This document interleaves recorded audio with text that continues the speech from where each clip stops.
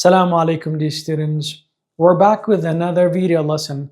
In the previous video lesson, where we're talking about centripetal acceleration, we said centripetal acceleration, it is the time rate of the variation of the direction of the velocity, and it was always directed towards the center of the circle, and it was measured in meter per second squared. We said centripetal acceleration, of course, can be used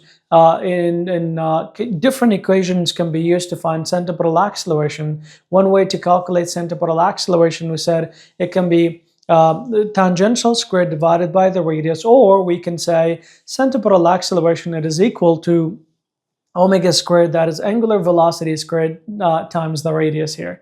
And then we also said that whenever an object is moving in a circle, there is always centripetal acceleration. We can never have an object moving in a circle without centripetal acceleration.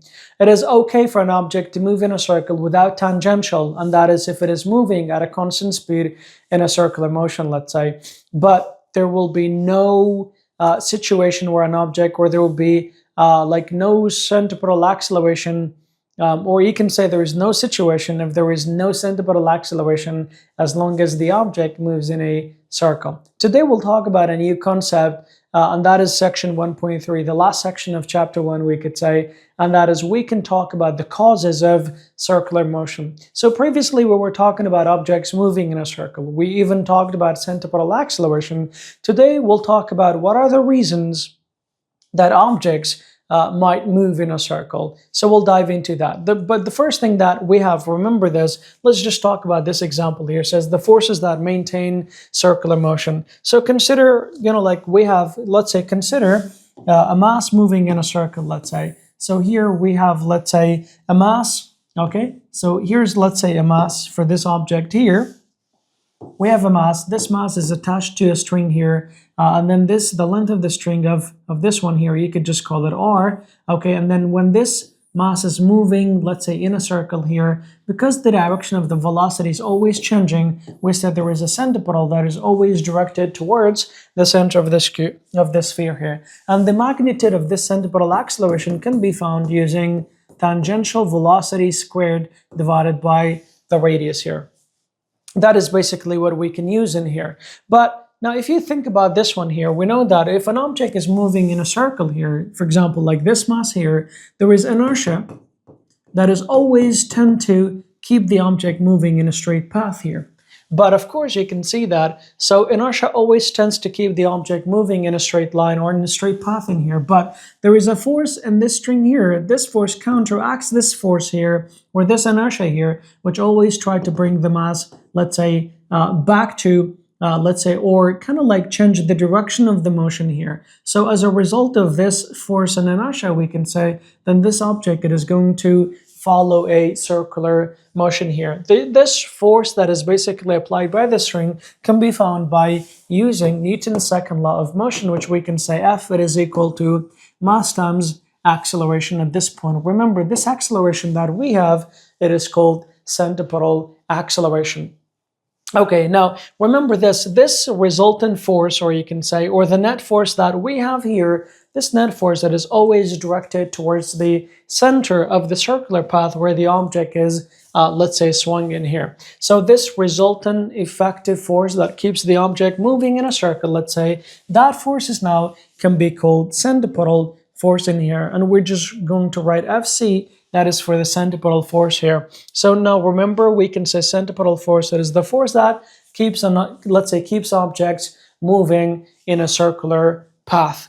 Okay, so there is another question, for example, what happens if this force vanish? Then we'll talk about the details of this, but if we just assume that if this force vanish, then all objects, let's say, or the object that is moving in a circle will always, let's say, move in a straight line, which is tangent to the circular path of where the object is moving in a circle here.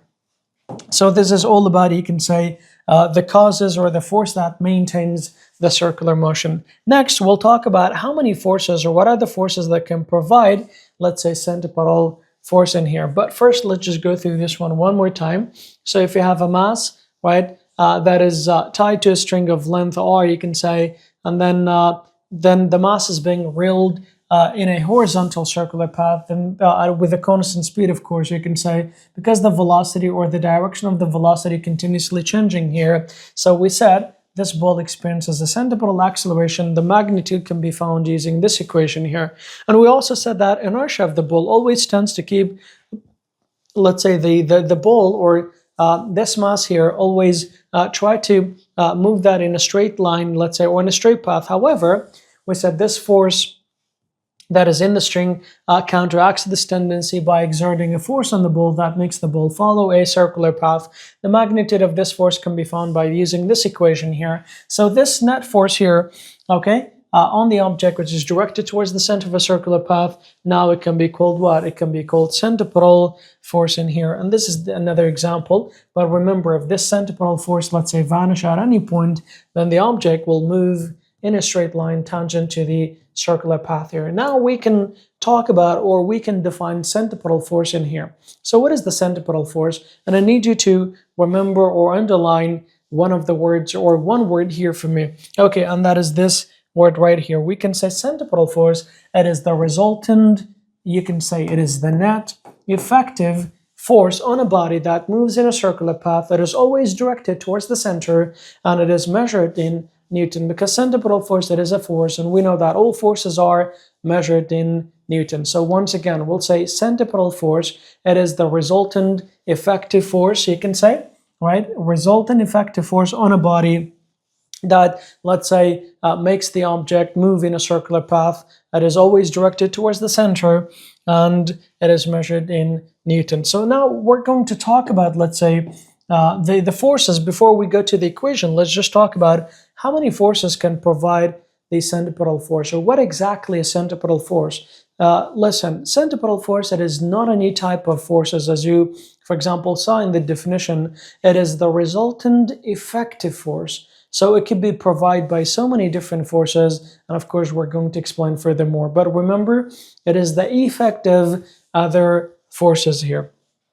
So for example, let me just give you an example, like straightforward here. If an object is moving in a circle, let's just talk about, for example, the Earth moving or orbiting around the sun. Let me just draw this one here. So let's say this is the Earth orbiting around the sun. Now, what force, for example, like what is the force between the Earth and the sun? That is gravitational force, yes? So isn't that the force that keeps, or let's say, pulling the Earth so that the Earth, let's say, moves in a circle? Yeah, so we can say that gravitational force makes this Earth, or the Earth, let's say, to go in a circle. So we can say gravitational force provide a centripetal force to make the object move in a circle. What if I have, let's say, a mass that is moving in a circle? This mass is attached to a string here. So the string makes the mass, for example, the string makes the mass to move in a circle. Is that true?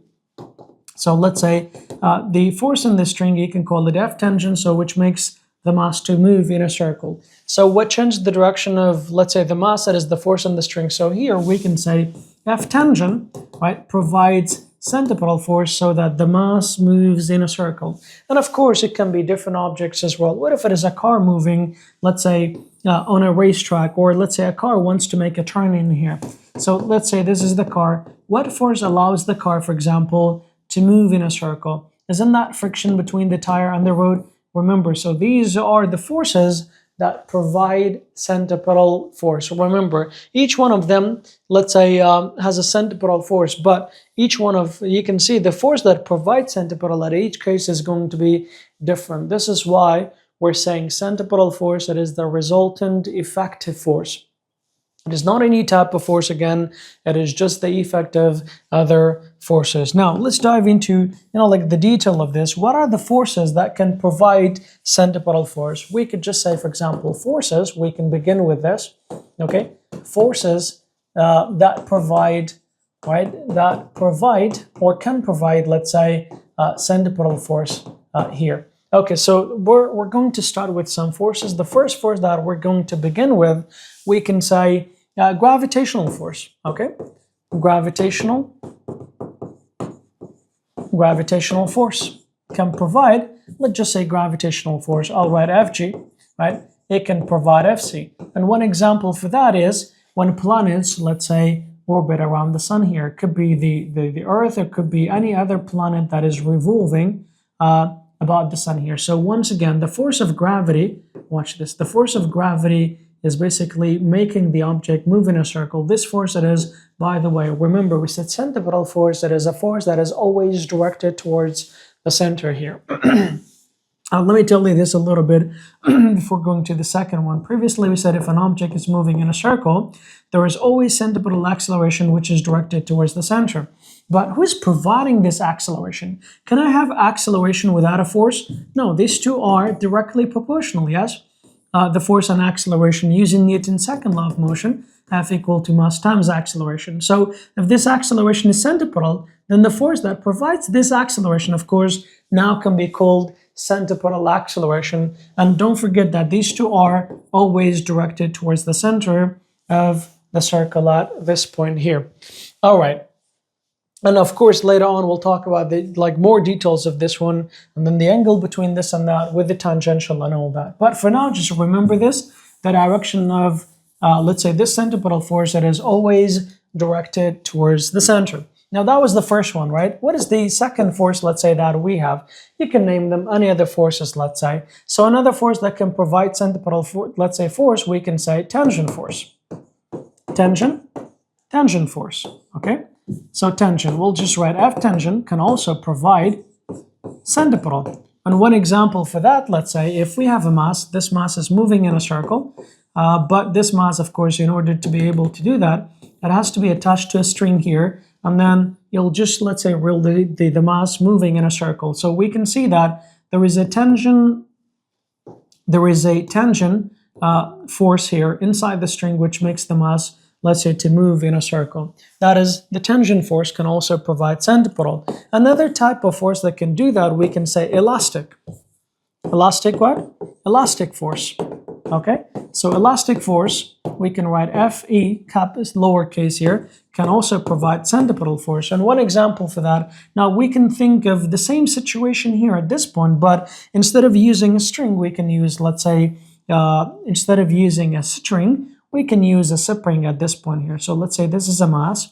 This mass is, let's say, attached to a spring here. So now remember, this spring now can make the mass move in a circle here. So we can also say, remember, this elastic force can provide centripetal, which these are, of course, directed towards the center, and that allows the mass to move or to be able to move in a circle. Now, another force that we have that can provide centripetal, we can say friction force, okay? Friction. So we can say Fs, that is for friction, can also provide centripetal force. How can it do that? Or one example for that is, we could just say, think about, for example, a car moving in a circle. It could be any car, let's say a race car would be best. So here's a car, let's say moving, these are, let's say, the tires moving in a circle. It can make a turn, right? Because of the friction between the tire and the road in here. So we can say force of friction between the tire and the road provides what? Provide the centripetal force so that the car can safely move in a circle here. Now for this one, let's pause on this a little bit. What do you think would have happened if the road is icy? Do you think the car can make a, let's say, can make a turn here? No, the car might just slide even if you want to change your direction. So if there is no friction, once again, the car cannot change its direction or move in a circle simply. So that would be the force of friction. And then more forces, let's say another force that we have, we can say electrostatic force. Electrostatic force. What is electrostatic force, or how can electrostatic force can provide, let's say, force of friction? All right, well, it can do that. Force of, centripetal force. Now, I want you to think of this one. We know that, think of, let's say, an atom here, let's say. So we have the nucleus, which is positive. We know that electrons are basically revolving around the atom, yes? So electrons are negative, right?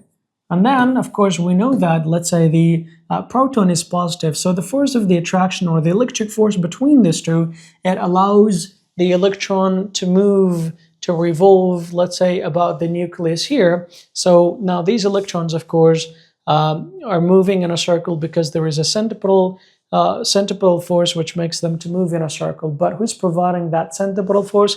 It is this electrostatic force between the positive nucleus and the negative electrons here. There is another one actually. We can say the magnetic force. Magnetic force. Later on, we're going to study that in chapter 5. Magnetic force can also provide centripetal. And how is that? Now, you will see that, for example, in chapter 5, inshallah, if we have a magnetic field, let's say uniform magnetic field, and then if a charged particle, whether if it is an electron or a proton, if it goes into, let's say, this magnetic field, it will end up moving in a circle here. So the reason why it will move in a circle, that is because there is a magnetic force in here that makes this charged particle, whether proton or, let's say, whether proton or electron, it makes it move in a circle here. Now, another force that we have, right, normal can also provide centripetal force, right, normal force. How is a normal force can provide centripetal? We can say normal can provide Fc here. We know that, like if a person is, let's say, standing on a surface or whatever, F gravity or gravitational force is always downward, and then F normal would be upward. So we can also say that F normal will always be perpendicular to the surface here. So based on this, let's say, if we have some people, let's say, if they are in the amusement park ride, or you can say in a cylinder wall in the amusement park right here. So at some point the floor would be here. So let's say there is a person here standing, but after some time, let's say after some or certain rotation here, this cylinder wall, let's say, or the floor of the cylinder wall, let me just write perhaps this one better. So here's, let's say, after some rotation here, this floor would be removed, or let's say lowered beneath their feet in this case. So again, still force of gravity is pulling the person downward, and then F friction here, kind of like because his back is attached to the wall here, so it does not allow the person to, let's say, to slide downward. But this, because of the rotation here, this person's back is pushed against the wall, so we can say normal, which is perpendicular to the surface here. It is directed towards the center of this, let's say, cylinder wall, and in that case, of course, F normal would be the provider of the centripetal force for this person to move in a circle. So that is, we'll talk about the details of this later, but just remember, and don't be surprised if F normal is providing centripetal. There's another situation actually, and that is a bobsled, let's say. In order for a bobsled to make a turn here, so at some point it has to climb, let's say, they cannot just make an easy turn because they're too fast and they are moving on ice, so they cannot just horizontally make a turn there. So if they ever want to do that, they'll have to climb sort of like a wall so that they can make a turn at this point here. So in that case again, all right, F normal would be providing centripetal for the bobsled so that it can move or make a turn at this point here. There is another force here, okay, that we have, and we can call this one the adhesive force. Adhesive, you could say, force. Adhesive force here, we don't have, like you could just call it force adhesive. That can also provide centripetal force. And when do we have this one? Let's say we have an example, or one of the questions says, let's say if a piece of mud, let's say, sticks to the tire here. So what, now this, if let's say the tire is rotating now, so now, of course, this mud or piece of mud is going to rotate with it. And we know that if something is rotating, let's say in a circle or moving in a circle, of course, there is a centripetal force in here. So who's providing this centripetal? That is this stickiness here, you can say, or this force that kind of like sticks the mud to the tire. That force, you can call it the adhesive force, which provides the centripetal force. So there's another force which is very uncommon. It's not in the book. We can call it the lift force here. For example, how do, let's say, planes make a circle or move in a circle if they are in the air? So there's another force called lift force that allows them to make a turn. But because that is not in the book, you could just ignore that one. The bottom line, these are, remember, the forces that can provide centripetal forces. Remember each one of these, because the objects will move in a circle, so all of them would experience some centripetal force in here. But are these centripetal force provided by the same force? No, this is exactly what we mean by centripetal force. It is the resultant effective force. It is the result or the net of the other forces that can provide this force in here. So it is not one type of force. So F centripetal, again, it is not a new type of forces. So these are the forces that can provide centripetal. Don't forget. All right, one more time. We said we have gravitational, we have tension, elastic, friction, electrostatic, magnetic, normal, adhesive. So these are the forces that can make objects move in a circle. So now let's talk about the equation of centripetal force in this case here. So once again, if an object is moving in a circle, remember this, an object is moving in a circle. Let's say a mass, or it could be any object here. So we know that previously we said that there will always be centripetal acceleration. Now, of course, this acceleration must be provided by a force. We call that force centripetal force. It can be provided by different sources like we've mentioned here. But at this point here, don't forget this. Now, at any point here, let's say the object would have tangential, let's say, speed. So if I ask you a question, for example, now, what would be the angle between tangential and centripetal acceleration? You see that that is 90. What about the angle between tangential and centripetal? Again, that would be 90. What if we also have tangential acceleration? Once again, the angle between tangential and each one of these two, it is going to be 90. Once again, we can say the angle between the two is 0 if it doesn't say slows down. If it slows down, then of course, then we can say tangential is going to be the other way around. So the angle is going to be 180 between tangential speed and tangential acceleration. But the angle between tangential acceleration and any of these two, it is always going to be 90 degrees. What about the angle between these two here? You can see that these are again on the same line or parallel, so the angle between centripetal acceleration and centripetal force is going to be 0 degrees, no matter what. Even if it doesn't matter at this point, if the object is slowing down or speeding up, the angle between centripetal acceleration and centripetal force is always going to be 0 degrees. Now, what about the equations that we have for centripetal force? Remember, we can have many equations for this. The first equation that we have, we said using Newton's second law of motion, centripetal force is equal to mass times centripetal acceleration.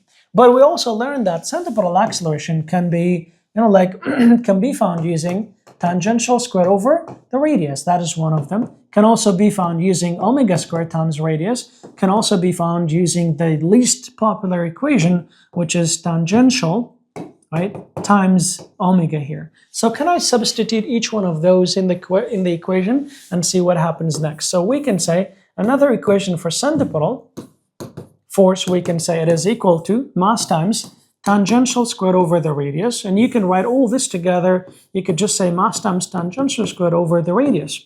That is the second equation that we have. And then another equation that we can have, we can say again, F centripetal can also become mass times, using the second equation now, omega squared times r. Can we use that one too? Yes. And then what about the last one here? Once again, I'll repeat this. We don't have any equation that we can solve, let's say, or use this equation here, but because we can get this equation by substitution, so that is also a possible equation. We can say Fc, it is equal to mass times tangential times omega. So these are the equations that we're going to use whenever the question is talking about centripetal force at this point here. Okay. So remember, this is measured in Newton, don't forget. Okay, so if we have tangential and centripetal, this is the one we're using. If you have omega or angular speed, this is what we're going to use. And then if you have tangential omega mass, this is what we're going to need, even though I don't think there will be any question asking for this one at this point here. Okay, now remember, so I hope you underline this one here. If not, please underline this one. The resultant, that would be the net. And whenever it says the resultant or the net, by the way, the reason why we're underlining this one, because later on, we're going to need this, let's say, word, and I'll remind you once we need them here. So these are the equations, okay? Make sure you practice them until you fully remember all of these. And these are the type of forces that they can provide centripetal force, let's say. Now we have a few questions here. Says the first one says, what does the centripetal force do? I think we've mentioned that the main job of a centripetal force is to keep objects moving in a circular path, and that's the only thing. So we can ask another question. What happens if centripetal force vanish? Then we'll say the object moves in a straight line, let's say tangent to the circular path, and that would be it. So here's the next thing. What happens if the centripetal force vanish? Objects will fly off, right, horizontally in a direction tangent to the circular path. Now, at this point here, we have one more thing. When it comes to moving object in a circle, there are two types of motion here. There's one of them, you could do that horizontally. That is as if you, for example, move an object, let's say this, that is called horizontal. And if I draw this one here, let's say that is what we have. This is how it goes, let's say. That is, you can call this one horizontal motion here. There's another type of motion, remember that is one, right? There's another type of motion that is called vertical motion. The reason why vertical, because this is how it goes, for example, goes whether clockwise or counterclockwise, that is vertical, don't forget, and the other one is horizontal. But there is one thing you need to know. At any point, if the centripetal force vanish, we said the object will, let's say, fly off or move in a straight line, let's say tangent to the object circular path. Okay, that is first. But now we have two cases or 2 points for the, let's say, circular motion. If centripetal force vanish at 2 different points here. Now we're going to take this point here, point A. We assume that the object is rotating, let's say, clockwise, the same as a clock. And then there's another point here, which is basically the top of a circular path when the path is vertical. So what do you think will happen right at this point? Imagine, for example, this is the pen, it's moving in a circle. So what happens if the centripetal force vanish right at this point here? Then we'll say the object or this mass, it is going to move in a straight line, right? In a straight line, but will it continue moving, for example? It is going to slow down because of gravitational acceleration keeps pulling this pen or this mass downward, right? So until it reaches the highest point, then after reaching the highest point, it's now going to fall again in a straight line, which is basically until it hits the ground here. So we'll say if the string is cut at this point, the object is going straight up and straight down. Under the effect of what? You can say under the effect of, let's say, free fall acceleration or G here. What about at this point here? If the object where the string is cut, that means there is no centripetal force anymore. So we said the object, it is going to move in a straight line tangent to the object's circular path. But do you think gravity will allow the mass to go in a straight line forever? No, because gravity pulls the mass or pulling the mass downward. So the shape, or let's say this ball's path, that is going to become a curve here. This curve in physics, it is called parabola. Don't forget this. So we'll say if the objects, let's say, if the centripetal force vanish while the object is moving upward, let's say, at a certain point, let's say when it's going upward, it goes directly up and directly down under the effect of free fall acceleration. But if the, let's say, string is cut at the highest point, then the shape or the curve of the object's path is going to be a curve, and that is called parabola in physics. So that is 2 things you need to remember. And of course, the detail is written here. Now, here's another question, says, what force allows a race car to travel in a circular path, and let's say on a racetrack? Now, at this point, you have to be careful, right? It is clearly the force of friction, but you have to be very precise. Force of friction between what and what? It is the force of friction between the tire and the road. Remember, if that was not the case, remember, think about if the road was, let's say, icy. In this case, of course, the tires would slip, would slide, the car would not be able to move in a circle. Maybe sometimes or next time they'll ask, what is the force? What if the question we're asking, for example, about a passenger who's sitting inside a car, what force allows the passenger to move in a circle inside the car? In that case, again, it is the force of friction, but be careful, this time it is the passenger, so that would be the force of friction between the passenger and the seat that he's sitting on, basically. Okay, so remember, whenever you're been asked this question, just double check whether they're asking about the car or, let's say, the passenger that is sitting inside the car. Both of them are force of friction, but of course the type of the friction or the point of friction would be different. Now we have another question, says, what force keeps the moon in orbit? Now we know that moon orbits the earth, correct? Okay, so what force keeps the moon orbit orbit the Earth? We know that that is force of gravity. They could, of course, ask the same question, but saying, what force keeps planet or planets, let's say, moving in a circle around the sun? Once again, that is the force of gravity, which provides the centripetal force to make the object move in a circular path. That is very good.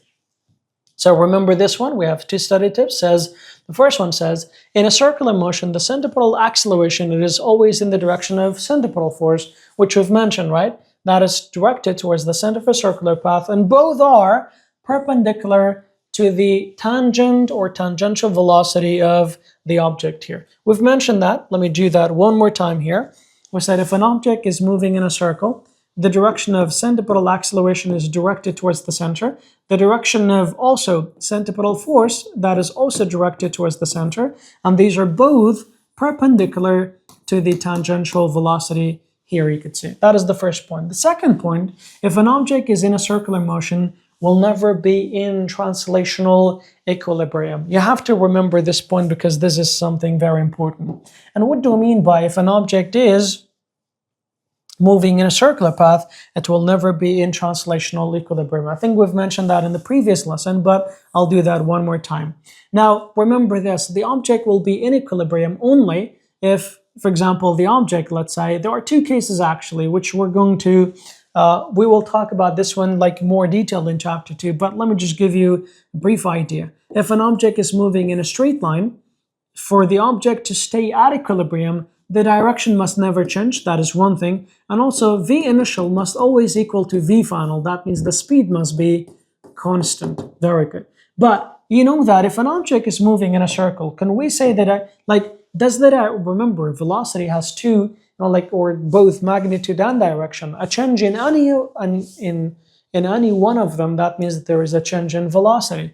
So this is why we say the direction and the magnitude of the velocity should never change. But you can see that if a car is moving in a circle, do you think the direction stays the same or it will change? It will change. Well then, and because the direction is changing, the object will never be in translational equilibrium. Remember, when I say translational, that means the object is moving in a straight line.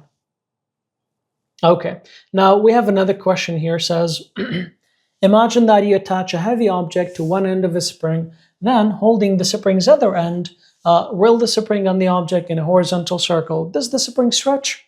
Okay, that's then explain why. Discuss your answer in terms of the forces that maintain circular motion. Let's talk about this one, but first, let me give you an idea. What is the question about? So now we know that if we have an object that is moving in a circular path, let's say, so we have, let's just say we have a mass, okay? Now this mass is attached to a spring here, okay? And now, what do you think will happen as we try to move the mass in a circle, right? We know that at this point here, of course, the object, because of inertia, the object tends to go in a straight line. So if you want to keep the object moving in a circle, this spring here must apply a force towards the center that is called centripetal force, right? This centripetal force, it is provided by the elastic force of the spring here towards the center so that this mass can move in a circle. But you do know that, okay, this force here, it is passing, let's say, or going, let's say, passing through the spring here. So isn't this the same as if this end of the spring is being pulled or stretched? Yes, so as a result of this one here, you can see that the length of the string here, it is going to extend in here. So let's say that is the string here, it is going to stretch. Because why? Because there is a centripetal force, let's say, or there is a force of tangent force, let's say, passing through the string here, and then which makes the spring to extend at this point here. So the length of the spring is going to extend. So you can say the radius of the circular motion, it is going to get bigger and bigger because like the spring is going to stretch more and more. But of course there is a limit. Where the faster, by the way, the faster the rotation, the more and more the spring will stretch at this point right here. Okay.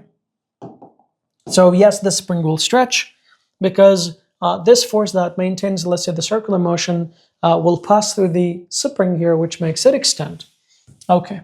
That is for this one here. Question 18, what does it say? It says, why does the water remain in a pail that is railed in a vertical path as it's shown in the figure below here?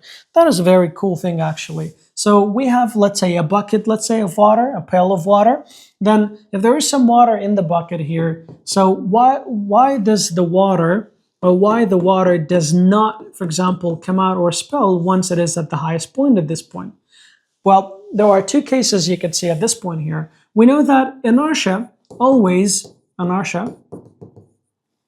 tend to keep objects moving in a straight line. That is one thing. But at the same time, we know that there is gravitational force on the water and the bucket, both together. There is centripetal force, like these are both.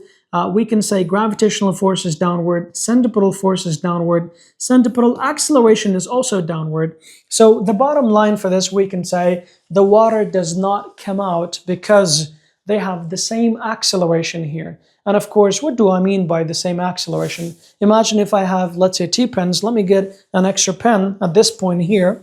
Remember this, if I have two objects, let's say, if these two objects are, let's say, falling together because they are under the same gravitational acceleration, none of them would fall faster than the other one. They will always move together, yes? So at the highest point, because the water and the pail or the bucket have the same acceleration, even if they fall downward, because they would be falling downward together, so none of them leaves the other one. So this is why the water always stays intact with the bucket or sticks to the bucket. None of them leaves the other one, so the water will not be spilled at this point here. And this is, but remember this, are we going to hold the bucket for too long there? No, because it is moving in a circle. There's not enough time, for example, to the water to keep dropping for so long in here because there is motion here, so just the water remains inside the bucket of water at this point. Actually, I have a glass of water. Let's see if we can demonstrate the experiment. That'll be a cool one here. Okay, so let's say I have this glass of water. You can see that it's almost like half filled. I'm going to move this one in a circle. I'll have to be careful a little bit because I'm surrounded with lights in here and electricity. I don't want to get electrocuted at this point here. But here's what I'm going to do. Perhaps the rotation that I'm going to, rotate this one, I'll have to give it sort of kind of like enough angular speed so that it doesn't, the water does not come out. And that is one thing. And if the motion is too fast, for example, then we'll try to slow it down later just to see if it is going to spill or not at this point. So this is one of the things that I can do. I'll do that in many times maybe. Hopefully you can see that at this point here. Oops, I think it didn't work properly. All right, but I'll do that one more time. Maybe I was a bit slow here. Okay, so one more time here. Okay, you can see that the water is not going to. I think I'll have to redo this one actually.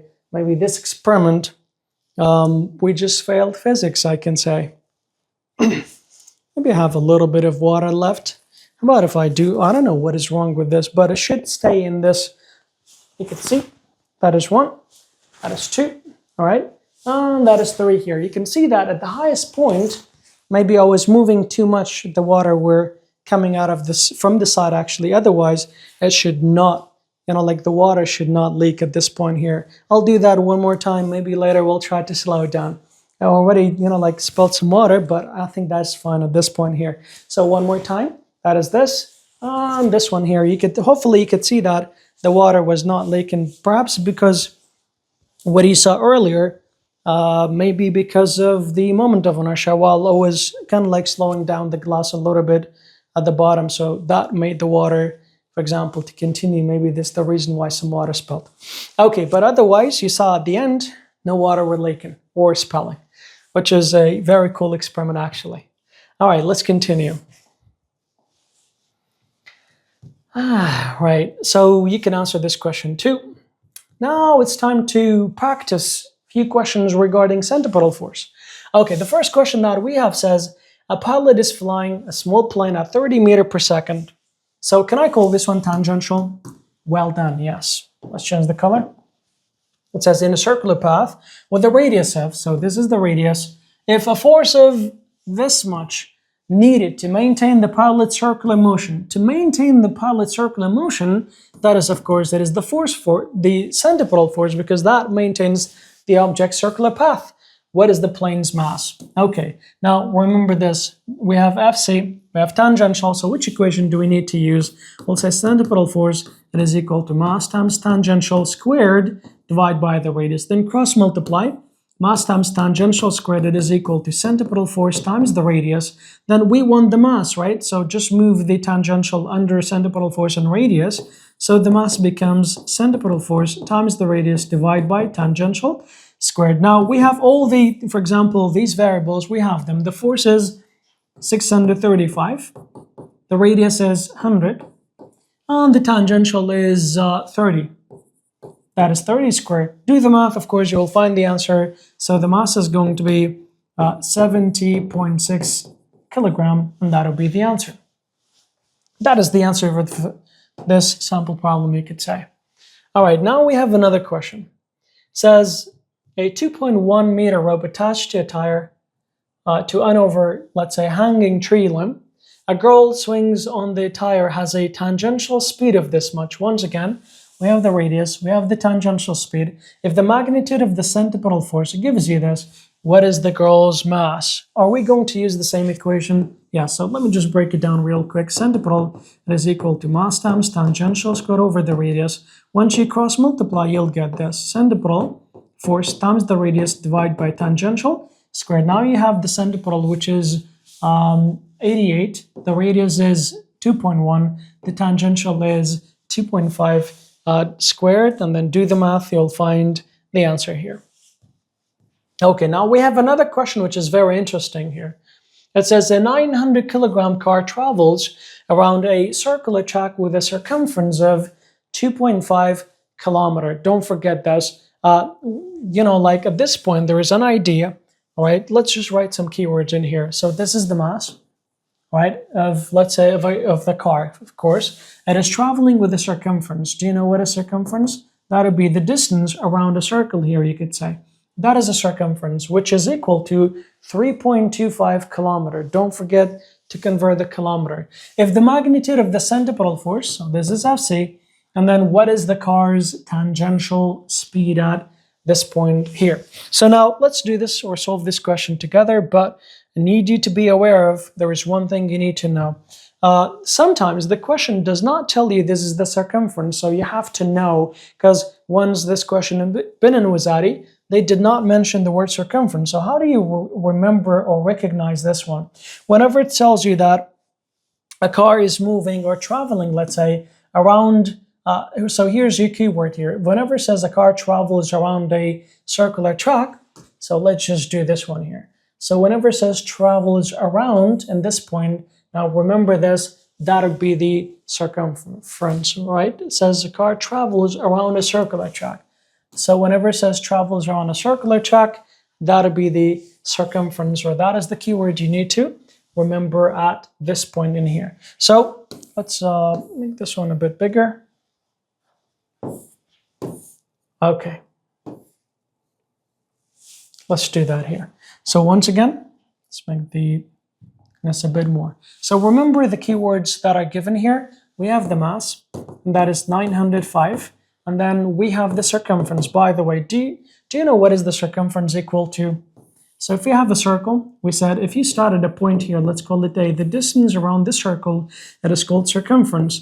But in math, circumference, it is equal to 2 pi r. So this is 3.25 kilometer. So 3.25 times each kilometer is 1,000 meter, right? So instead of writing this, I could just say 3,250 instead of doing this. 250, it is equal to 2 pi r. How do you find the radius of this? Because remember, the reason why circumference is given so that you can find the radius of the circle at this point here. So we can use this to find the radius. So now at this point, the radius, it is equal to 300 or 3,250 divided by 2 pi, we can find the radius. So what is the radius equal to?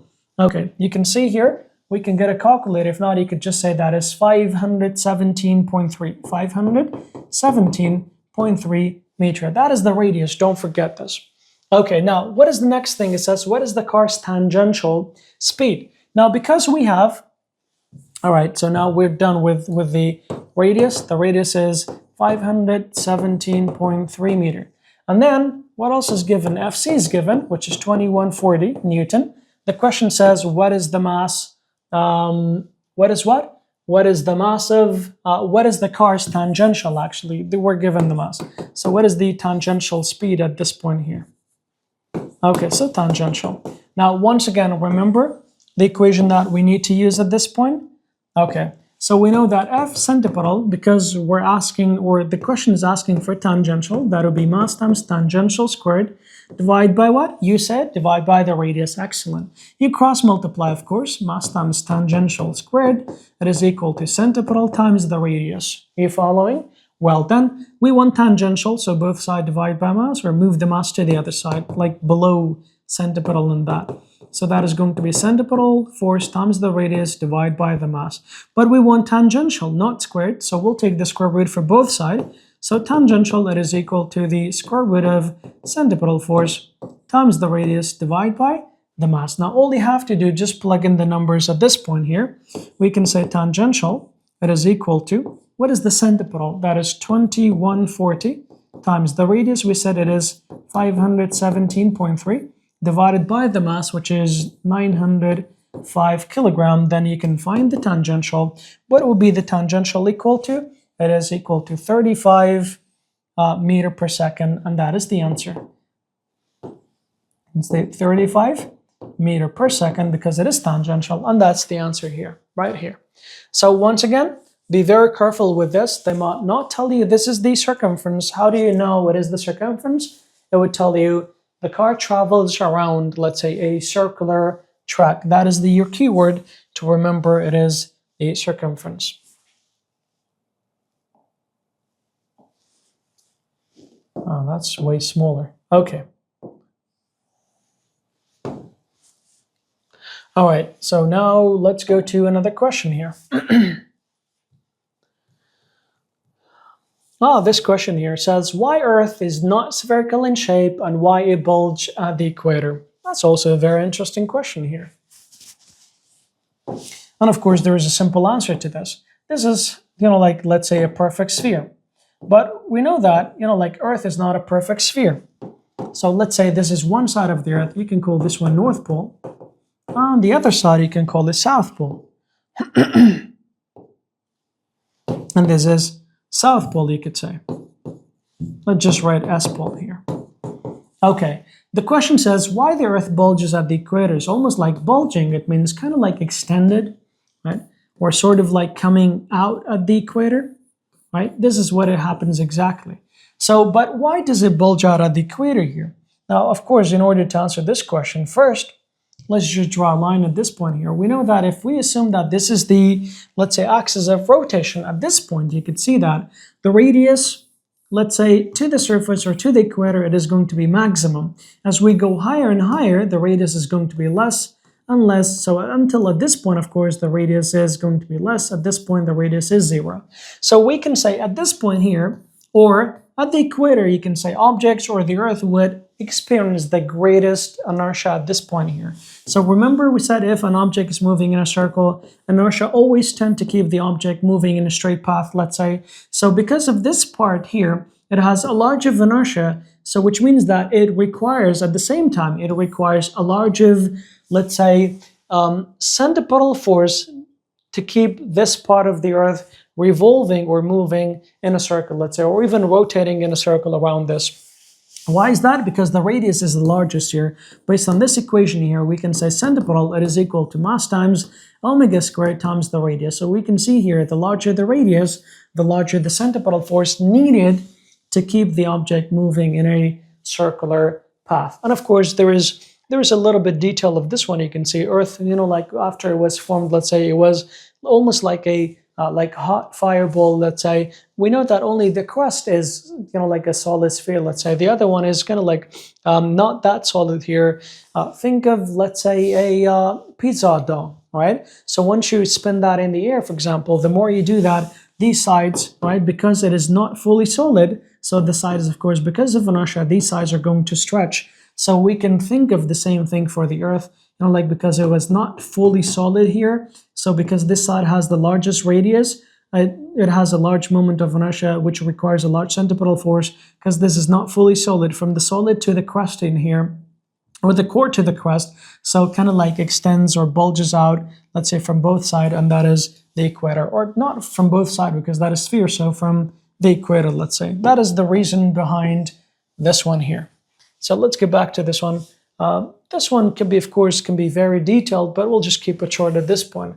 We'll say Earth is not a perfect or not perfectly spherical due to its rotation, which causes the object at, let's say, the equator to experience greater inertia. This results in a slight bulge at the equator, creating an oblate spheroid shape. It's not a perfect sphere, okay? This effect is less obvious at the poles, you could say.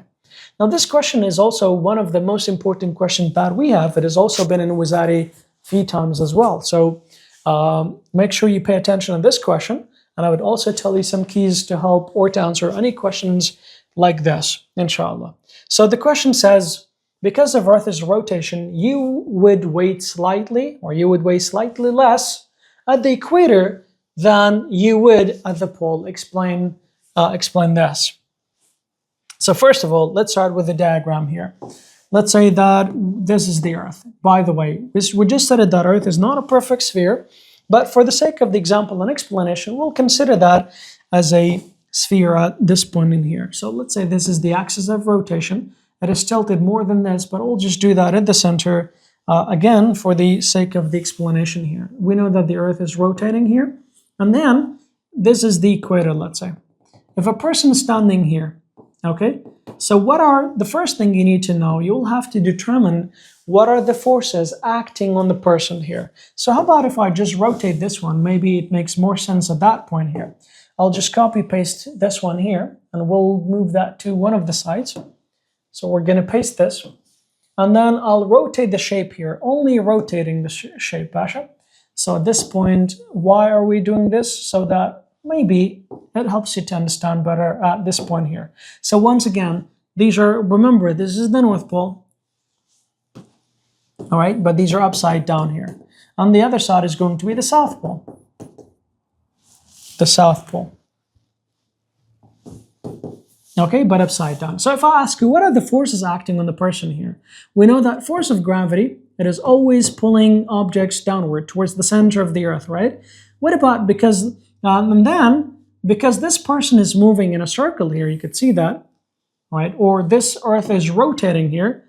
So we could have done this one here. Earth is rotating, so there is centripetal force which is directed towards the center as well. But at the same time, what stops the person from sinking into the surface? That is the normal force, which is upward here. And that is the normal force. So now, remember we said F centripetal, it is the resultant force. So here's what I want you to do every single time that you have a centripetal force with other forces, let's say. So you're going to write an equation writing centripetal no matter what situation is. If you have centripetal, write centripetal alone at one side of the equation, and I call this one making the centripetal force the subject here at this point here. Okay, and then now at this point here, why are we doing this? Because centripetal, remember we said it is the resultant, the net, the effect, and this is going to be the net or the effective force in here. But if this is the net, which means you could say the total, the resultant of other forces here, we have two more forces. One of them is downward, the other one is upward. Are they the same direction or opposite direction? Of course, they are in opposite direction. But are we going to add them or subtract them? Well done, we're going to subtract them. But which one do we write first? That is a question to you. Okay, now think about it. You might say because F normal is upward, we're just going to say F normal minus F gravitational. The answer would be incorrect. Remember this. At any point, now that'll be the second tip for today here. The first one, right? Remember, whenever you have centripetal, you can write it down. Always write centripetal at one side of the equation. Second, if you have more than one force, let's say just like this one, we have normal and gravity. Which one minus the other one? Which one do we write first? Remember this, that'll be the second note. Always the force that is in the same direction as centripetal will always be greater than the other force. I'll repeat what I said. Or you can say Fg minus F normal. Why? Because Fg is directed in the same direction as the centripetal force, which means that in order to keep the object moving in a circle, Fg must be greater than the normal force. Otherwise, this person wouldn't be able to move in a circle. That is for second. We know that because these are in the same direction, so who's basically providing the centripetal? Can I say Fg is providing the centripetal force? Yes, because it is directed towards the center. So this is another reason, once we're going to subtract them, we'll say Fg first minus F normal here. I hope you understood what I just said. If you didn't understand this, always write the force that is directed towards the center first and then minus the other force, because that force must be greater. If it was not greater, it wouldn't be able to provide centripetal force for the object, in this case here.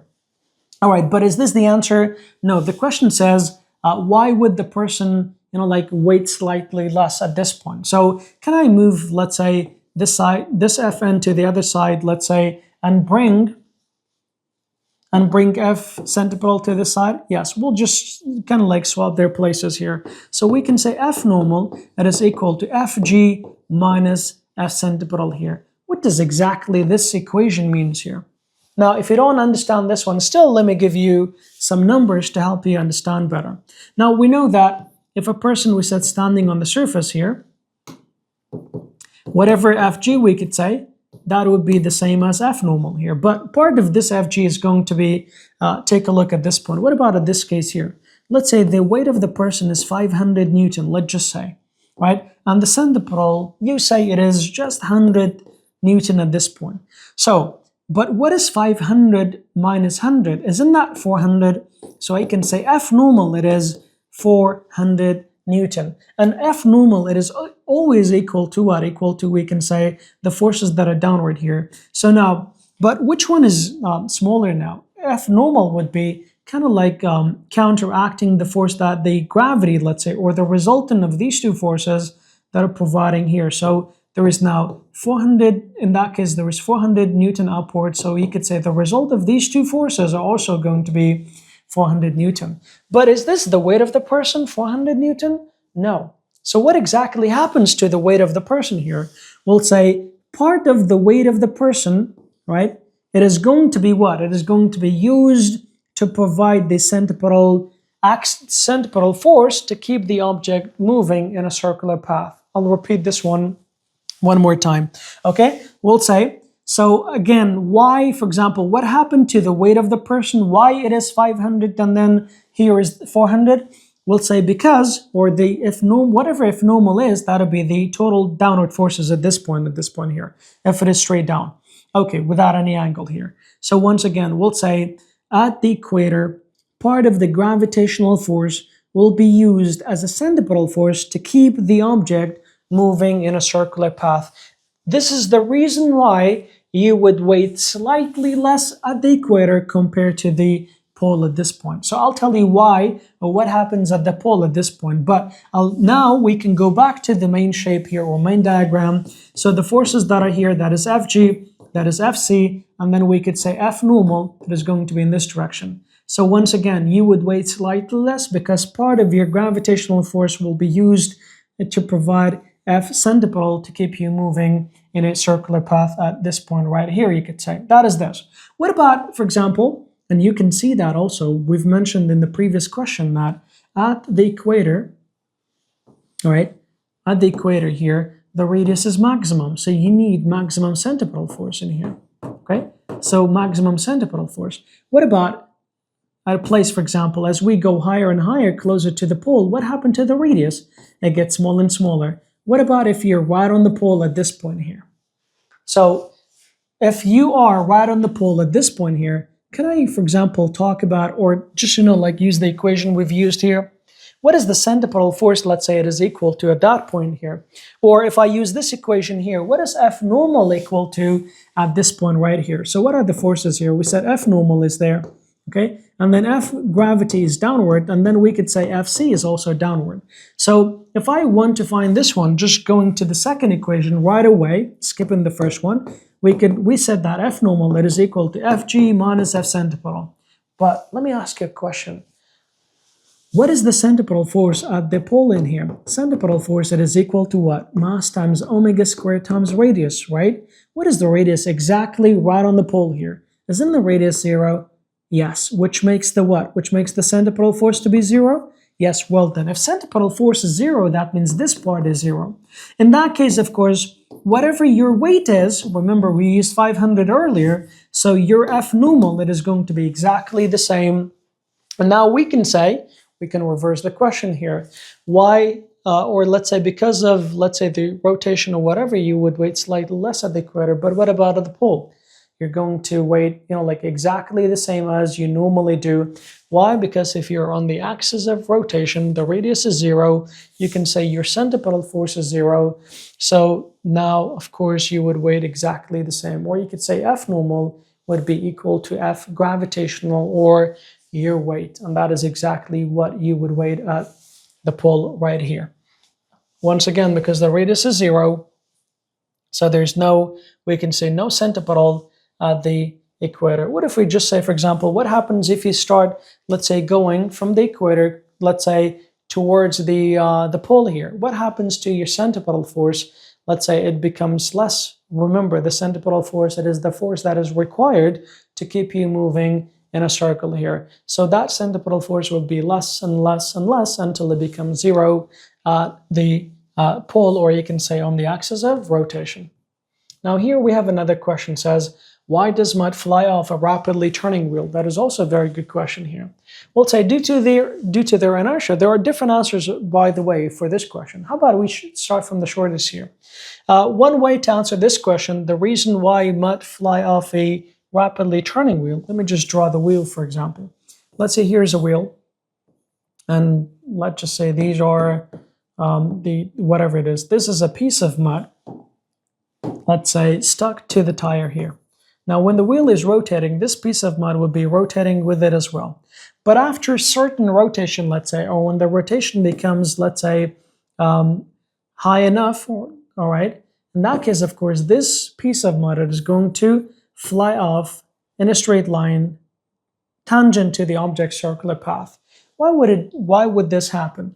We said earlier that what keeps the mud or this piece of mud on a tire to be able to move in a circle? We said there is an adhesive force which keeps the mud on a tire that is rotating here. But at a certain point, the centripetal force is needed, for example, is going to be a lot. So we said that the faster the rotation based on this equation, mass times omega squared times radius, the faster the rotation, that means the larger the centripetal force needed to keep the object moving in a circle. But the adhesive force providing the centripetal, so at some certain point here, this adhesive force is not enough, it is insufficient, we can say, or the centripetal force that is providing is not enough to keep the object moving in a circle. This is why it comes off in a straight line, let's say tangent to the object's circular path. So these are all the answers. Mud comes off a turning wheel due to insufficient centripetal force. We can say comes off in a turning wheel because the adhesive force is weaker than the centripetal force needed, let's say, causing it to move tangentially due to the inertia, let's say.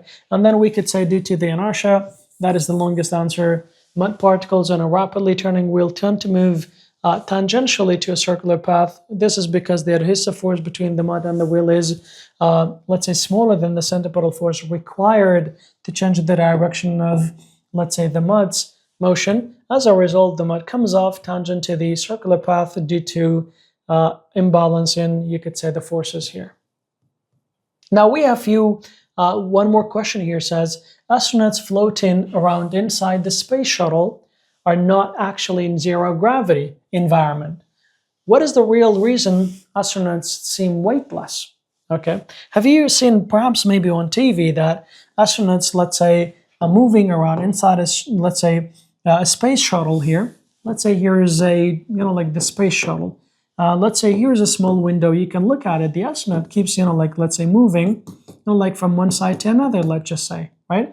What is the reason why the astronauts, like they seem like as if they are, let's say, in zero gravity, because they can move around, like from one point to another without, let's say, seeing the effect of falling or, like moving in a certain direction.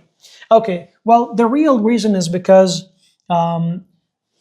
these are, let's say there is a star close to, like the Earth, or it could be anything at this point here. The real reason why it looks weightless, because now the space shuttle here, the astronaut, and anything inside the space shuttle, these are all falling, let's say, with the same free fall acceleration here, or you can say a gravitational acceleration to whatever this planet is, because all of these are moving with the same acceleration. So it seems, or it feels like, it seems that as if the astronaut is in zero gravity. Let me give you another example to explain what I mean here.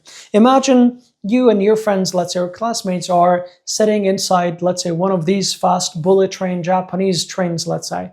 And let's say if you guys are inside the train, no matter how fast the train is moving, okay, so you guys does not, or let's say to you guys who are sitting inside the train, it doesn't look like the train is moving. So to you, like a new classmate feels like, or looks like, as if you guys are just sitting without any motion, because you guys are just, you can easily walk around without being affected by anything. Or if a person could see you, for example, let's say from a window of one of these, let's say bullet trains here, it looks like everybody's sitting as if the train is not moving. But what about, for example, somebody far from you guys, once they see you, for example, because the train, you, the seats, and everything that is inside the train are all moving with the same acceleration here.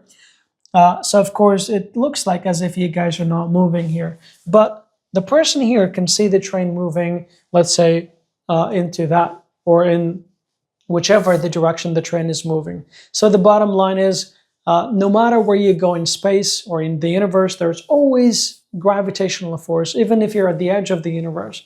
But obviously, the further you go from stars or planets, the weaker the force of gravity. All right, remember this. But the gravitational force will never be zero.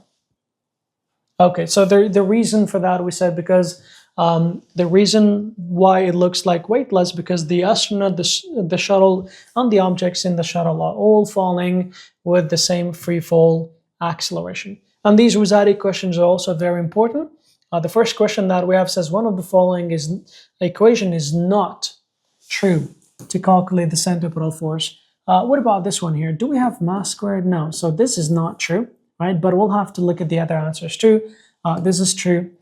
This one, mass times acceleration, that's Newton's second law. All right, this one is also true. That is for rotational. And this one is also true for tangential. So only this one is not true. Another question here says, which of the following is directed towards the center of a circular path? Okay, we said that tangential velocity, is it directed towards the circular path? If you're not sure, you can always draw a diagram for yourself. Here's tangential, here's centripetal force, here's centripetal acceleration. And we could also have, let's say, tangential acceleration is given. So is tangential velocity directed towards the center? No. Tangential acceleration? No. How about centripetal force? It is directed towards the center. What tangential velocity and tangential acceleration? That is a no. Okay. Now another question says the time rate of the variation of the direction of the velocity. Do you remember last time, like where the other time we were saying underline this, or remember the keyword, the variation of the direction of velocity right away, that is the centripetal acceleration. Do we have centripetal acceleration? Yes. Centripetal force? Not. Tangential acceleration? No. Angular speed is also no. This is another question regarding, let's say, Earth's rotation. We said because of Earth's rotation, you would weigh slightly less at the equator than you would at the poles. Why is that? Because the centripetal force at this point here, is it maximum at the equator? Remember, we said if this is the Earth and this is the equator, this is the, let's say, the axis of rotation. At this point, the radius is the largest, so we can say centripetal force, it is maximum at this point in here, because the larger the radius, you can see that these two are directly proportional. And this question reminds me something else, which I need to tell you in a second. So, but according to this equation, the larger the radius, the larger the centripetal force. And the radius is the largest at the equator, so we can say the centripetal force is maximum at the equator. Is it maximum at the poles? We said the radius at the pole is 0, so centripetal is 0. It is the same on all horizontal line, that is incorrect. It is the same on the equator and the pole, that is also incorrect. Now, let me tell you one more thing regarding this one here. Now, how do I know? You might say, how do I know if the radius is larger, the centripetal force would be larger? Okay, because what if they are inversely proportional? What do I mean by this is now you know that for centripetal force, watch this. Centripetal force can equal to mass times tangential squared divided by the radius. And also, that's one. And also we can have centripetal that is equal to mass times omega squared times the radius. So don't you find this a bit strange here? So at this point, the radius is inversely proportional. You can see that. And then at this point here, or using this equation, the force is directly proportional. So which one of these, this is inverse, my bad. Okay, so which one of these would be correct? Or you might say, Mr. If a question came in Uzadi, how do I know which one is which? Or which one should I choose? And of course, you totally have the right or the point in this case. So watch this, Baba. If the question is about rotation, or if they gave you, for example, angular, let's say speed, then you can see that direction between centripetal force and the radius, it is directly proportional. But if the question were about centripetal acceleration, centripetal force and tangential speed, then at that point here, then the relation between the two becomes inversely proportional at this point. You might say, what if they didn't mention? Well, if they should mention actually. And if they didn't mention at, like at, let's say, at the least or the worst case scenario, you can, let's say, I can't tell you actually choose which one of them, because if it is not clear, more likely you cannot make a choice in here, because this, just for example, at this point, you saw a question that says centripetal force at the equator, it is maximum. So you could have chose this one here. I was about to recommend this one for you actually, but because of the question that we just saw, I can't do that. Otherwise, when we talk about centripetal force, this is the most common equation that we have. We always get this, let's say, equation from this one right here. But both of these can be correct, all right? So the worst case scenario, like for example, if they didn't choose or mention, you'll have to find a way. If they ask you the same question that we just solved, you can say the centripetal force, it is maximum at the equator. That is because of this relationship at this point here. But that also must be true. So in this case, but there is one more thing, as a matter of fact, that we can, for example, differentiate. If you're at the equator, all right, we know that the Earth is rotating, yes? So at this point here, we consider the rotation, and if that is the rotation here, you could say F centripetal, that is directly proportional to the radius. So in this case, of course, you can safely use this as a keyword that the question is about this equation right here. If not, they must mention which one is which so that you can make a better judgment. I believe that'll be enough for today. Inshallah, we'll continue next time with this question right here, which is also one of the most important questions, I believe. If you understand this question very well, with the, let's say, tips and tricks that we'll use, inshallah, next time, I believe you have mastered the concepts regarding, let's say, the centripetal force. Okay? I believe, yes. So next time, inshallah, we'll start at this one. Make sure you will continue watching until I solve this question too. I'll give you some extra details or questions regarding this one. So before letting you go, let's just, make a quick recap of what we have studied, and then of course we'll wrap it up.